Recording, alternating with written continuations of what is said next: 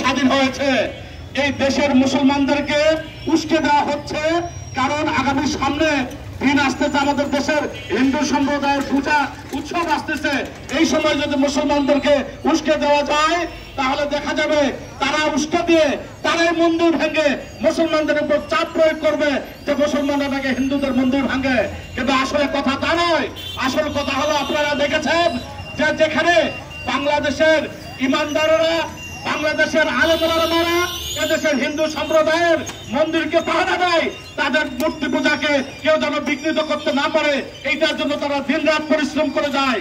সেই সময় ভারতে ইসলামের বিরুদ্ধে, মুসলমানদের বিরুদ্ধে, মুসলমানদের জীবনের সবচাইতে প্রিয় যিনি, সে বিশ্বনবী সাল্লাল্লাহু আলাইহি সাল্লামকে উদ্দেশ্য করে তারা কটূক্তি করে।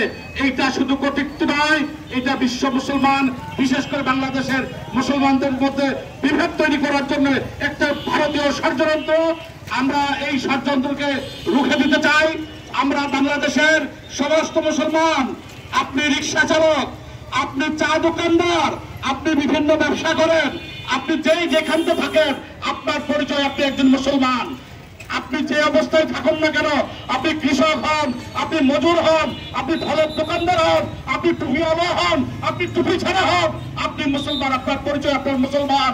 আপনার নবীকে যে কটূক্তি করবে তার বিরুদ্ধে প্রতিবাদ জানানো আমাদের ইমানি দায়িত্ব। যে যেখানে আছি আমরা ঠিক সেখান থেকে এই ইমানি দায়িত্ব আমরা পালন করব ইনশাআল্লাহ। আমরা আমাদের দেশের ধর্ম উপদেষ্টাকে জানাতে চাই, আপনারা ভারতীয় দূতাবাসে কড়া প্রতিবাদ দিয়ে দেন, তারা যেন বিশ্বনবী সাল্লাল্লাহু আলাইহি সাল্লামের বিরুদ্ধে কোনো কটূক্তি না করে।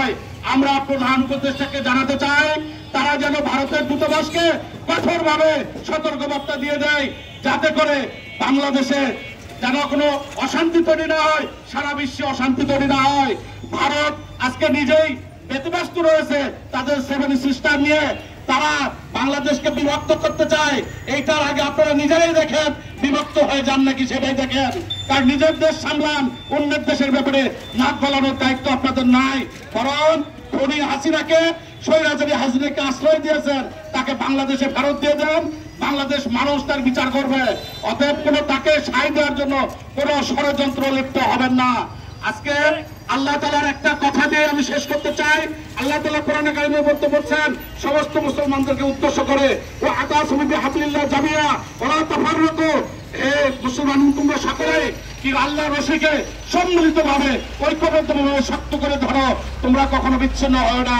কারণ মুসলমানদের বিভেদের সুযোগ নিয়ে আজকে ফিলিস্তিনে মুসলমানদের উপর অত্যাচার হচ্ছে, নির্যাতন হচ্ছে, আজকে কাশ্মীরে মুসলমানদের উপর অত্যাচার নির্যাতন হচ্ছে, আজকে ভারতের মুসলমানদের উপরে নির্যাতন অত্যাচার হচ্ছে। এগুলার জবাব দেওয়ার একটাই পদ্ধতি, সেটা হলো আমাদের মধ্যে ঐক্য রাখতে হবে, আমাদের মধ্যে একতা রাখতে হবে। আমরা যদি নিজেরা বিভেদ হয়ে যাই তাহলে আমাদেরকে এই ইসলামের শত্রুরা বারে বারে নির্যাতিত, নিষ্পেষিত, হত্যা করবে, আমাদেরকে মাথা চারা দিতে দেবে না। এই জন্য আমাদের সকলের দায়িত্ব। হয়তো আমি নামাজ কম করতে পারি, হয়তো আমি ইসলামের সব কাজ করতে পারি না, কিন্তু কোরআন শরীফ আমি ভালোবাসি, আমি বিশ্ব নবীকে ভালোবাসি, আমি আলেম ওলামাদেরকে ভালোবাসি। এইটাকে পুঁজি করে বিশ্ব নবী আমাদের জীবনের চেয়ে দামি। তার জন্য যদি আমাদেরকে 100 বার জীবিত করা হয়, 100 বার মৃত করা হয়, হত্যা করা হয়, তারপরে আমরা বিশ্বনবীর ভালোবাসা কখনো ভুলবো না। এই জন্যই আমরা যে যেখানে আছি, এখানে কি আওয়ামী লীগ, কি বিএনপি, কি জাতীয় পার্টি, কি জামাত ইসলাম, কি ইসলামী আন্দোলন, কি কমিউনিস্ট, যে যেখানে যে মুসলমান রয়েছেন সকলেই এর প্রতিবাদে সোচ্চার হয়ে যান। সকলকে এই আহ্বান জানিয়ে আমি আমার বক্তব্য শেষ করছি। ওয়া মা আলাইনা ইল্লাল বালাগ।